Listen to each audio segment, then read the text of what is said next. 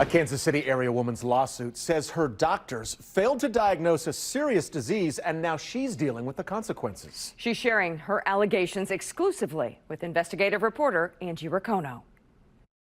I definitely started to think, wait, what did happen here? Did you have a suspicion something more was going on? I did. Sara Allison's life looks a little different these days. God bless. Life has a new tune. Something is happening. What's happening is MS. Getting the It's the subject of a new lawsuit. I started seeing a neurologist, way back in probably 2007 for migraine headaches. Sara went to a neurologist affiliated with St. Luke's.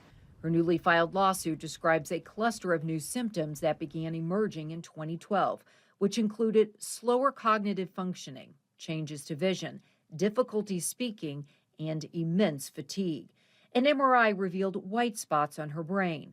The lawsuit says she openly questioned with her doctor if she had MS. He just said, no, Sara, it's not.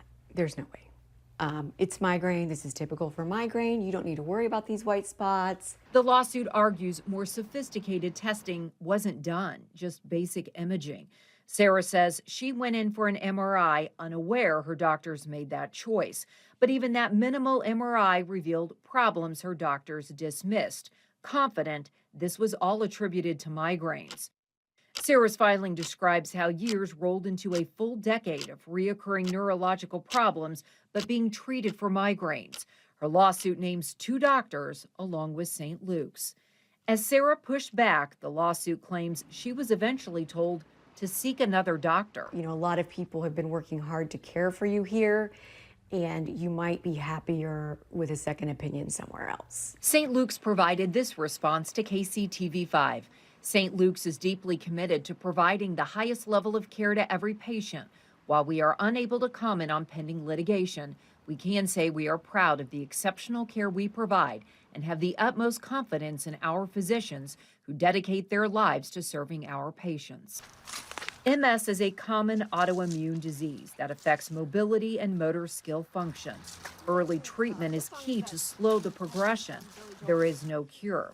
And so as time went by, you start to chip away at your life. There goes my career, there goes traveling, and there goes having kids, if you were going to do that. Sara eventually got that second opinion. A new doctor ordered a complete battery of tests and discovered Sara does indeed have MS. Sara's days are now filled with therapy. She works on things like balance and recognition. Having the diagnosis is really key for stopping that progression with MS. But you have lost out on time. Oh, definitely. What does that mean for you? That means that my life completely changed in a 5 to 10 year period. Sara plays the piano. It's different now. Sometimes she struggles if you listen closely. Her therapist explained trying to read music as she plays can be overwhelming. Sara adjusted and played by heart. She's learning to adapt, but wonders what life would have been like with an earlier diagnosis. It's a main crux of her lawsuit.